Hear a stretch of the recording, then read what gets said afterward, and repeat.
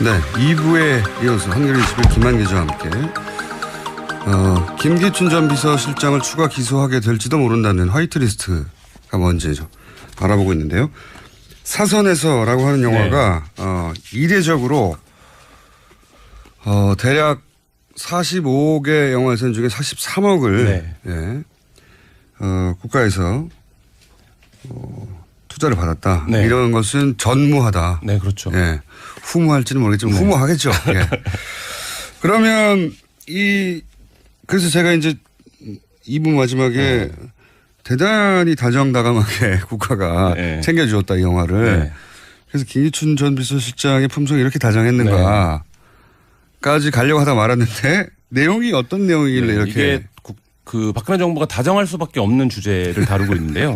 그러니까 북한 인권 문제 전반을 다루는 영화입니다. 그러니까 이게 보수단체들이 2012년부터 했던 이제 대대적인 캠페인 중에 하나가 통영의 딸 구하기 캠페인이 있었는데 이게 월북한 오길란 박사의 가족을 둘러싸고 그래서 북한이 이렇게 이제 우리나라 국민들을 감금하고 수용소에 가두고 뭐 이런 얘기들이 쭉 이제 펼쳐지는. 한마디로 이제 북한이 나쁜 나라고. 그렇죠. 북한의 실상을. 불량 국가고 그리고 북한을 적대시하는 건 당연하고 뭐 이런 내용인 거죠. 한마디로. 네, 그렇죠. 그리고 그 캠페인을 주도했던 이가 이제 최홍재 씨인데 최홍재 씨가 박근혜 정부에서 정무수석실 선임행정관을 지냈죠. 박근혜 정부가 좋아할 내용이었다. 네, 그렇죠. 그러면 이 영화가 실제 그런 펀드를 받아서 영화가 잘 만들어지면 또 그렇죠. 영화적으로도 훌륭한 영화가 완성되면 뭐 영화 자체로는 좋은 거 아닙니까? 영화 산업 자체로. 그런 주제를 다뤘다고 해서 모든 영화가 후지다 뭐 이렇게 얘기할 수 없으니까 그렇죠. 당연히 이제 어떻게 그런데요. 했습니까? 저희가 촬영 스태프들 인터뷰도 하고 했었는데 이 영화의 촬영에 참여했던 스태프는 해외 로케를 갔을 때 해외 로케를 가자마자 이틀 정도 지났을 때 이 영화가 하려고 목표로 하는 영화가 아닌가 보다 이런 느낌을 받았다는 거예요. 그러니까 뭐 촬영을 하다가 자기가 볼 땐 좀 미진한데 그냥 접자. 그러니까 감독이나 이런 그 영화를 만드는 스태프들이 이 영화의 완성도에 아무런 열정과 성의가 없더라는 거예요. 그래서 이 영화가 이상하다라고 이제 이거는 그 영화에 어떻게 이 영화가 투자받았는지를 모르고 그냥 스텝으로 참여했던 사람의 이야기입니까? 그렇죠. 그러니까 그 영화에 그 현장 스텝으로 결합했던 분의 말은 그래서 이 영화 그러니까 보통 이제 영화 촬영을 나가면 회차를 지키고 감독이 하나라도 더 찍기 위해서 노력을 하잖아요. 그리고 이제 그 제작사하고 감독 사이에 있는 싸움이 벌어지죠. 제작사는 돈을 아끼려고 하고 감독은 조금이라도 더 찍으려고 하고. 네. 근데 그런 부분들이 하나도 안 보였다는 거고 그리고 이게 민간 투자를 받은 경우엔 그 민간 투자사가 그 영화에 실시간으로 오늘은 돈을 얼마큼 썼고 뭐 이런 걸 이제 모니터링 관리를 합니다. 근데 이 영화는 이제 그런 직원이 없기 때문에. 아, 그래요? 네. 그래서 돈을 모태펀드 쪽에 이제 저희가 취재 과정에서 저희 시네십이랑 같이 취재를 했었는데 확인을 해본 결과. 모태펀드는 회수하는 돈이 아니에요? 그렇죠. 만약에 이 영화가 잘못됐다, 뭐 흥행에 엎어졌다. 그러니까 일단 개봉까지 가는 과정에서 어떤 문제가 발생하는 거는 뭐 일부 그 부분에 대한 책임을 물을 수도 있겠지만 실제 그런 예가 없었고 아직까지.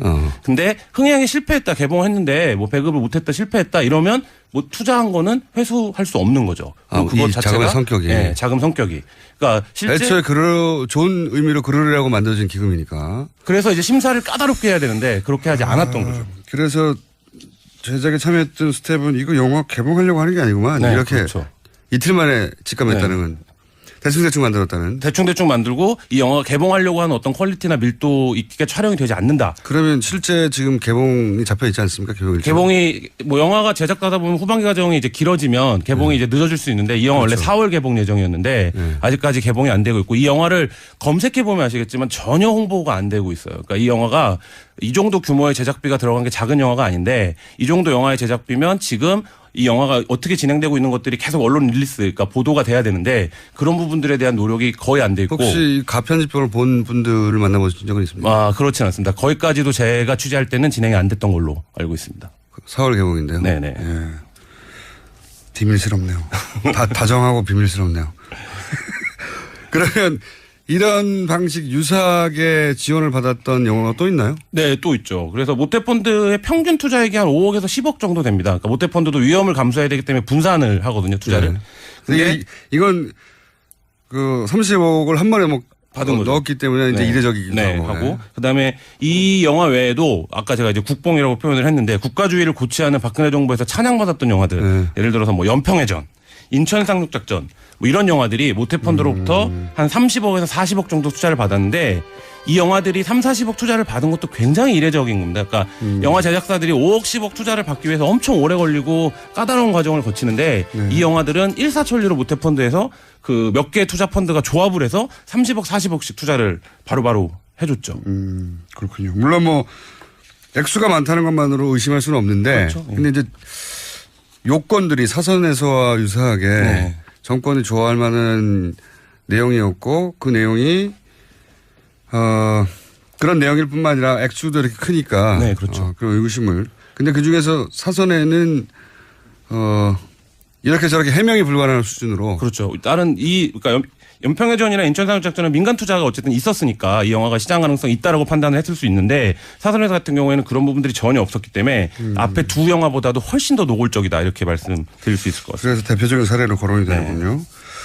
이게 도대체 언제 시작된 겁니까? 이렇게 다정하고 비밀스러운 관계가. 그러니까 블랙리스트, 화이트리스트 논란 자체의 출발점을 좀 주목할 필요가 있는데요. 출발점이 어디예요? 이 출발점이 두 건 다 국정원 보고서입니다. 그러니까 어머나. 그래요? 네.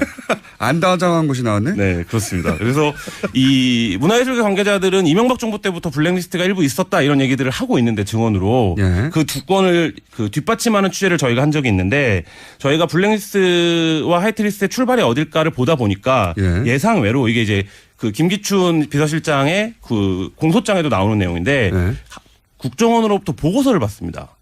어떤 보고서를 봤습니까? 박근혜 정부 때는 예술이 정부 비판 인사에 대한 자금 지원 문제점 지적이라는 제목의 국정원 보고서를 받고 김기춘 실장이 그 국정원 보고서를 토대로 집행해라 이렇게 이제 지시를 내리거든요. 그거 이제 김영환 업무수첩에 나오는 내용인데 그리고 이게 이명박 정부 때도 이 좌파 기억하시길지 모르겠지만 좌파 기관장들을 다 밀어내라 이런 지시가 있어서 유인천 장관이 총대를 맨 적이 있었는데 네, 그렇죠.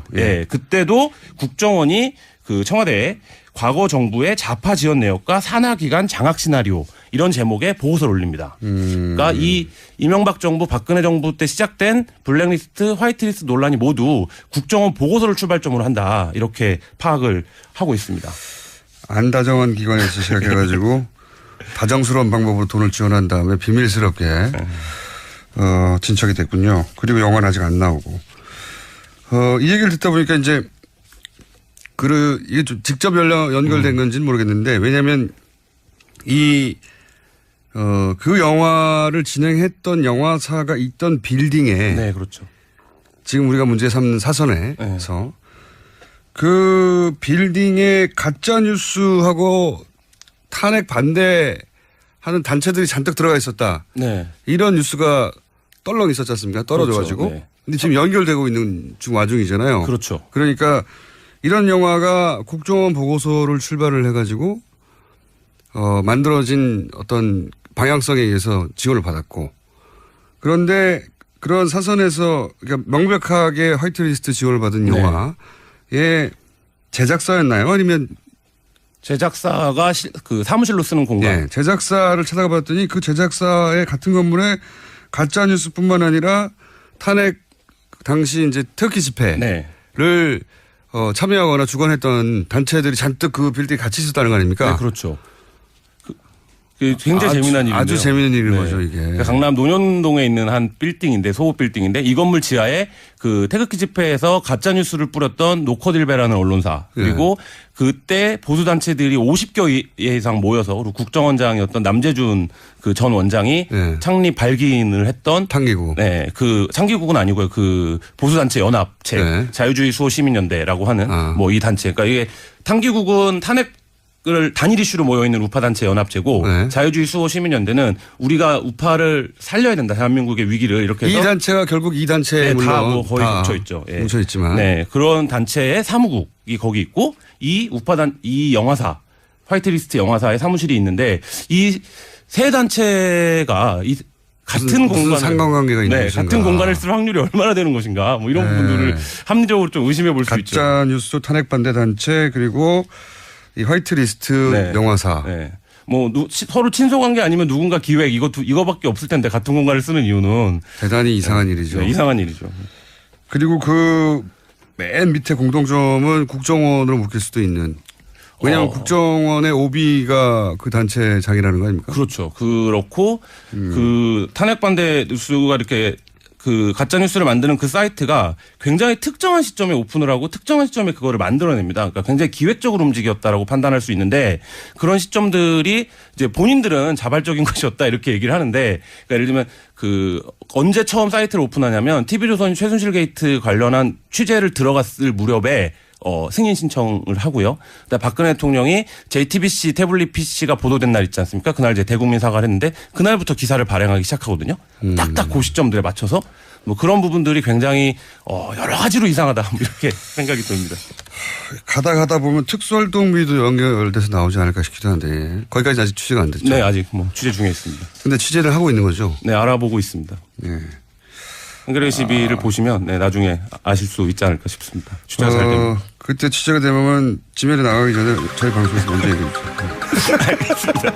지금까지 김한 기자였습니다. 한겨레 12. 감사합니다. 네, 감사합니다.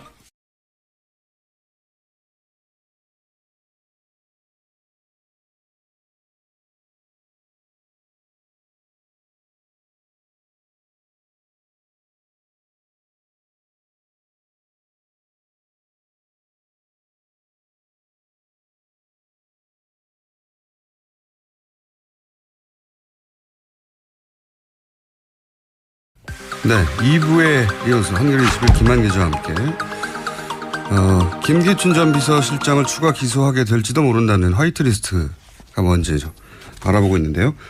사선에서라고 하는 영화가 이례적으로 대략 45개 영화선 중에 43억을 네. 국가에서 투자를 받았다. 네. 이런 것은 전무하다. 네, 그렇죠. 예. 후무할지는 모르겠지만 네. 후무하겠죠. 예. 그러면 그래서 제가 이제 2부 마지막에 대단히 다정다감하게 국가가 챙겨주었다 이 영화를. 네. 그래서 김기춘 전 비서실장의 품성이 이렇게 다정했는가까지 가려고 하다 말았는데 내용이 어떤 내용이길래 이렇게. 이게 그 박근혜 정부가 다정할 수밖에 없는데 그렇게 하지 않았던 거죠. 그래서 제작에 참여했던 스텝은 이거 영화 개봉하려고 하는 게 아니구만. 네, 이렇게 그렇죠.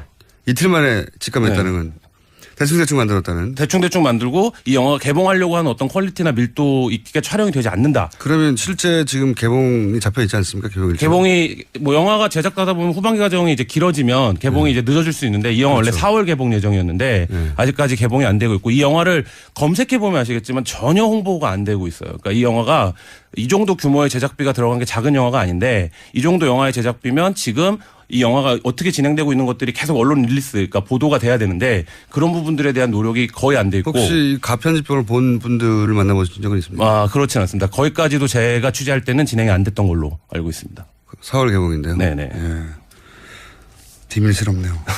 다정하고 비밀스러운 주제를 다루고 있는데요. 그러니까 북한 인권 문제 전반을 다루는 영화입니다. 그러니까 이게 보수 단체들이 2012년부터 했던 이제 대대적인 캠페인 중에 하나가 통영의 딸 구하기 캠페인이 있었는데 이게 월북한 오길란 박사의 가족을 둘러싸 그래서 북한이 이렇게 이제 우리나라 국민들을 감금하고 수용소에 가두고 뭐 이런 얘기들이 쭉 이제 펼쳐지는 한마디로 이제 북한이 나쁜 나라고. 그렇죠. 북한의 실상을. 불량 국가고 그리고 북한을 적대시하는 건 당연하고 뭐 이런 내용인 거죠. 한마디로. 그렇죠. 그리고 그 캠페인을 주도했던 이가 이제 최홍재 씨인데 최홍재 씨가 박근혜 정부에서 정무수석실 선임행정관을 지냈죠. 박근혜 정부가 좋아할 내용이었다. 네, 그렇죠.